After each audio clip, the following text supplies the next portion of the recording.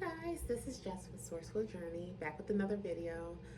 I wanted to talk about some of the latest details that came out in regards to Kamala Harris now being chosen as the one to take on the bid for the upcoming 2024 election period. Just want to hear you guys' thoughts about it. Really just share my thoughts on all that has transpired thus far since Biden just stepped down from the bid for this upcoming election. So without further ado, I'm gonna go ahead and just jump right in. I don't know about you guys, but the fact that the Democratic Party can move forward in choosing Kamala Harris as the one to take on the bid for the upcoming 2024 presidential election, I think of that as like a slap in the face.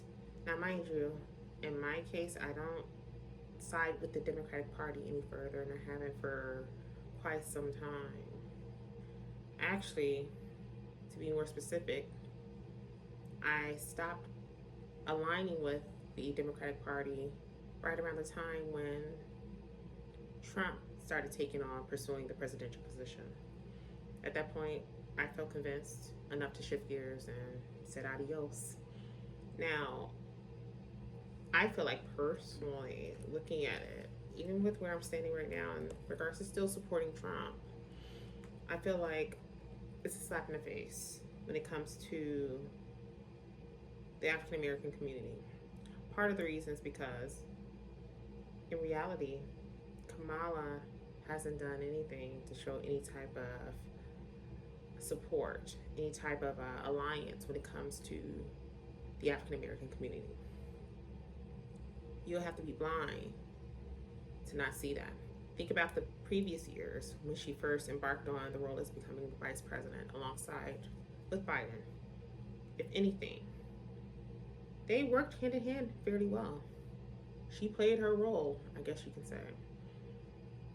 But neither one has done anything to be of significance when it comes to the support of the African American community. Other communities as well, but I'm focusing on the African American community per se because me being of that descent as well, being a Black woman, okay? I feel that that says a lot. If people really slow down and pay close attention and really think about it, you'll see there was not much traction from their end when it came to the betterment of that side, that spectrum. Which in turn is why a lot of people start to shift gears in terms of their support when it comes to Donald John Trump Sr. It's a beautiful thing. People are starting to become more aware of self in various ways, but also they're realizing that in most cases, that party truly played a lot of us. It played a lot of us when it came to that whole notion of blue, blue, blue all the way through, right? And it's starting to get people to do more research, which is beautiful within itself. I can't stress it enough. Do your research. It's so funny because people are so quick to say that, oh, you know, the blue party is more so for the minorities and the red party is more so for the conservatives, those who are part of the majority. I guess you would say being of Caucasian descent, right? Not realizing if someone truly did their research, they would actually see that the conservative party, aka the red party, aka the Republican Party, was truly, in fact, started by African Americans. And I just love the fact that there are more people who are starting to do more research and find out for themselves that, you know, for the most part, we've truly been lied to. We've been lied to. And sadly enough, part of the reason why most of us have taken things for face value instead of doing the research at a time prior is simply because we're so used to wanting things instantaneously. We want it like quick, fast, and in a hurry, if you will. Not realizing that that could be a huge detriment in our lives, every single one of our lives, if we don't, again, slow down, pay close attention. I say all that to say, this whole thing with the idea of Kamala Harris being the one to take on the bid for the 2024 presidential election, I think is quite laughable. If they were truly going to eye some good potential candidates to take on the Democratic bid for the 2024 presidential election, some good ones would have definitely, hands down, would have been Tulsi Gabbard, Gavin Newsom, and maybe Pete Buttigieg. I think those three. Oh, and if you want to take it a step further, if she would have been interested in taking on the bid herself, hands down, Michelle Obama. Those would have been the top four I truly think could have gave the Republican Party a run for their money. I mean, if you're talking about some true potential strong competition against the Republican Party for this upcoming election, those four would have definitely been the ones that I would have expected to have been chosen as potentials to take on the bid.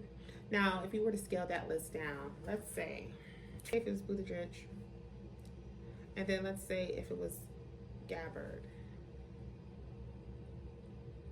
and let's say Obama, meaning Michelle Obama, okay? And who was the other one? Oh, Newsom. If I had to rank it 1 through 4, if I were to say, from my opinion, just based on my own analysis, because you guys know I love researching, if I had to say who I think would have been one being the top potential candidate that could possibly take this election from their end, possibly, okay? And that's not me being biased, I'm just being fair here when I say all this. I'm gonna say number 4 would be Buttigieg. Number 3, in my opinion, would be Newsom. Number 2 would be Gabbard. And number 1 would be Michelle Obama. If that were to happen, that would be a sight to see. I have my thoughts on who I think will win the election. But to see those numbers go between those two individuals, being Donald John Trump Sr. and, let's say, Michelle Obama, that would be pretty entertaining in a good way, actually. But I already know who would actually win, in my opinion. I already know.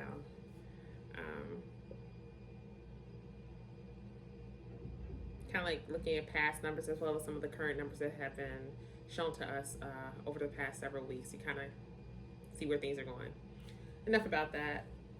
The whole point I want to drive home is that we'll have to see if it turns out that Kamala decides to take on the bid for the 2024 presidential election. Guess we'll have to deal with that. But in my opinion, I just think it's a lost cause for the Democratic Party by even rallying up behind her. I mean, if you really are going to come out with a strong force, you might want to consider one of the other 4 candidates that I mentioned. Just my opinion. You know, don't take it from one who studied poli-sci as well. You know, it's kind of like, in some way, you know, when one is looking for, let's say, lottery numbers to play for the Mega Million, as an example, right? Like, let's say you're placing a bet on something, or you're trying to look for like the winning numbers to choose for your ticket, or whatever the case may be. That's how I view this game, in my opinion, when it comes to politics, especially being a poli-sci grad. I think of it like that in regards to numbers and such, because it does use quite a bit of formulas and numbers that we need to look at when it comes to the study itself, when it comes to politics. So with that being said, when looking at these potential candidates, I really think that if you are going to try to come with your A game, being the Democratic Party in this case, you're probably better off choosing one of the other four if they are open to taking on the bid. But if they're not, then stick with Kamala and just good luck with that. And that is all for this quick video. Just don't forget to like, share, and subscribe if you haven't done so already. I definitely want to welcome all the newcomers. I am seeing you guys trickle in on my page, and I do appreciate you. Just so you guys are aware, consultations are still open. I'm actually going to be here in the office just for a few hours today. But just so you're aware, Friday is completely out. I did check my calendar this morning in regards to that. I do have quite a few spots open on Saturday, so you may luck out with that if that's better for you. So you can actually set up an appointment through my links below. If you have any issues in doing so, just send me a direct message or email me. One thing I was going to say as well, for the newcomers, for you that are not aware, I am actually in the field of keynote speaking as well as motivational speaking. So let's say you are a part of an organization and you do in fact have an event coming up, and you would like for me to come out and partake in that experience with you all. By all means, do not hesitate to have someone from your division to reach out to me, where we can think over the appropriate details and go from there accordingly. A bit of a mouthful, but yeah, as always, you guys, I am definitely sending you off with a love and light, and I will see you in the next video. Be blessed.